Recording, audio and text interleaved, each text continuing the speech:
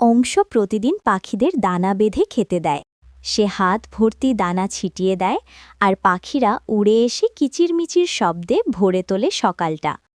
হঠাৎই তার চোখে পড়ে বেড়ার পাশে কাদার মধ্যে একটি ভেজা বেড়াল বসে। সে ধীরে ধীরে এগিয়ে গিয়ে বেড়ালটাকে কোলে তুলে নেয়। তার নীল স্কার্ফটা খুলে বেড়ালটার গায়ে জড়িয়ে দেয়, যেন ঠান্ডা না লাগে।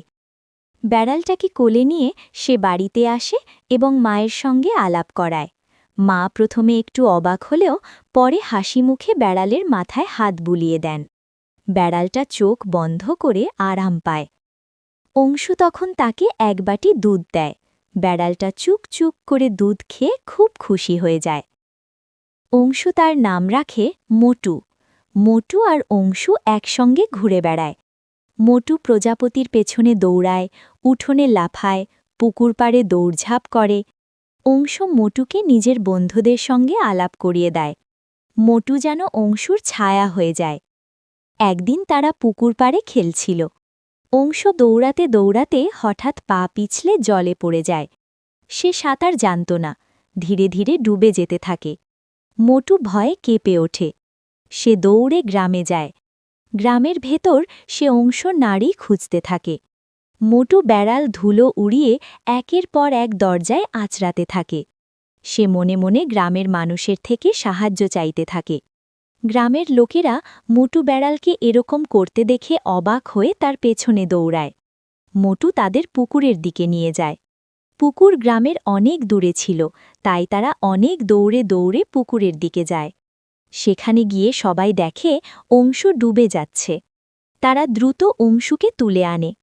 অংশু বেহুশ অবস্থায় উপরে ওঠে। মোটু তার পাশে বসে কাঁপতে থাকে। তার শরীর চেটে দেয়। কিছুক্ষণ পর অংশু চোখ খোলে। মোটু তার গালে মুখ ঘষে। অংশুর চোখে জল চলে আসে, কিন্তু সে হাসে। সে বুঝতে পারে মোটুই তাকে বাঁচিয়েছে। সবাই মোটু বেড়ালকে খুব আদর করে, কোলে করে ছোড়াছুড়ি করে। মাথায় তুলে অংশু তাকে অনেক আদর করে। সবাই মোটু বেড়ালের প্রশংসা করে। মোটু খুব খুশি হয়। সেদিন থেকে অংশু শিখে যায় পশু পাখিরা কত গুরুত্বপূর্ণ। তারা শুধু প্রাণী নয়, তারা বন্ধু। সে মোটুকে অনেক কিছু খেতে দেয়।